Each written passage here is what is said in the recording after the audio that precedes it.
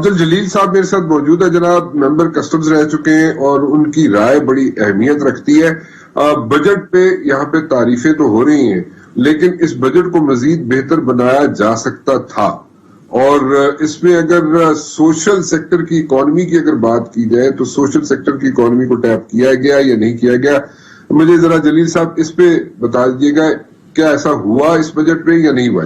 رانا صاحب, اگرچہ بجٹ میں یہ کوشش کی گئی ہے کہ ہمارے جو ڈسٹورشن ہے پبلک پالیسی فریم ورک کے اندر وہ ان کو دور کیا جائے, specially investment policy, taxation policy, social sector development policy. لیکن میں یہ کہوں گا اختصاراً کہ جو مین جو کمی رہ گئی ہے اور جو کہ کسی گورنمنٹ نے توجہ نہیں دی وہ ہے آپ کی سوشل سیکٹر ڈیولپمنٹ, اور سوشل سیکٹر ڈیولپمنٹ کرنے والے جو انسٹیٹیوشن ہیں جن کو آپ این جی او بھی کہتے ہیں, این پی او کہتے ہیں, نان پروفٹ آرگنائزیشن.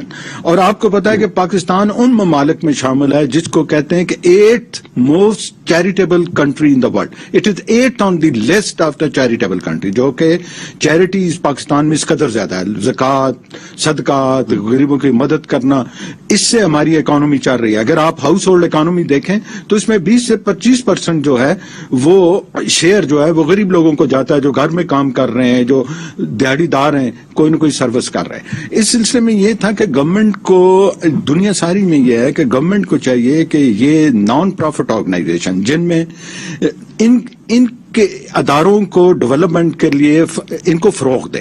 اور اس کا بہترین طریقہ یہ ہے کہ اس معاشرے کے اندر بہت سے جو کلاس آف فلنتھراپی ہے and the class of the rich people, they are quite large in number, اور وہ چاہتے ہیں کہ وہ کچھ رول پلے کریں غربت کم کرنے کے لیے, ایجوکیشن امپروو کرنے کے لیے, ہیلتھ امپروو کرنے کے لیے. انہوں نے کچھ ادارے بھی کریٹ کیے ہیں, اسکول, کالجز, ہاسپٹل. لیکن افسوس ہے کہ گورنمنٹ کی طرف سے پراپر ریکگنیشن نہیں ہے.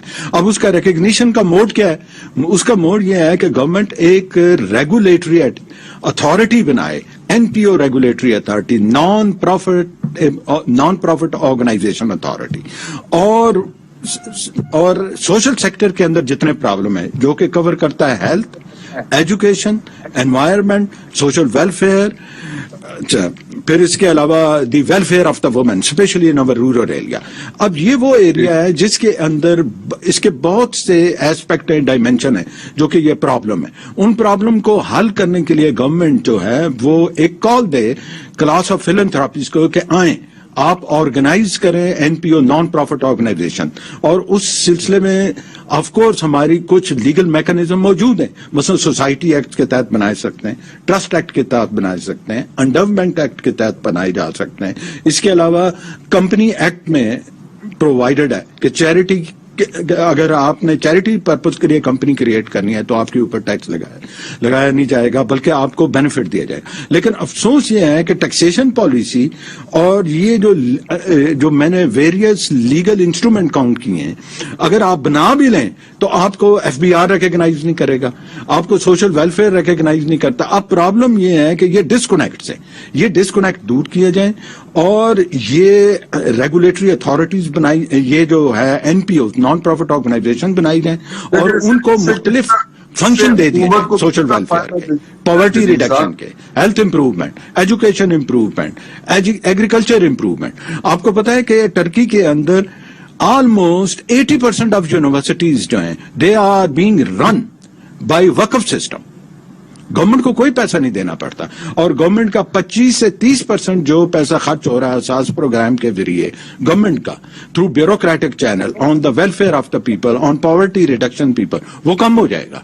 اب آپ دیکھیں کتنی بچت ہوگی اس سے. اور دوسرا یہ ہوگا کہ یہ جو مینز آف سروس ڈلیوری ہوگا یہ بڑا افیکٹو ہوگا, کیونکہ آپ کو پتا ہے کہ جو لوگ اس میں شریک ہوں گے, بنائیں گے, ایک تو ان کو پرائمری سورس سے نالج ہوگا کہ ہمارے علاقے میں غربت کہاں ہیں, کون کون سے مسائل ہیں جو ہم نے حل کرنے ہیں, اور دوسرا یہ ہے کہ اس میں مس یوز آف اتھارٹی نہیں, اور تیسرا یہ ہے کہ جو بیوروکریٹک انٹرفیئرنس ہے وہ نہیں ہوگی جس سے کام ڈیلے ہو جاتے ہیں.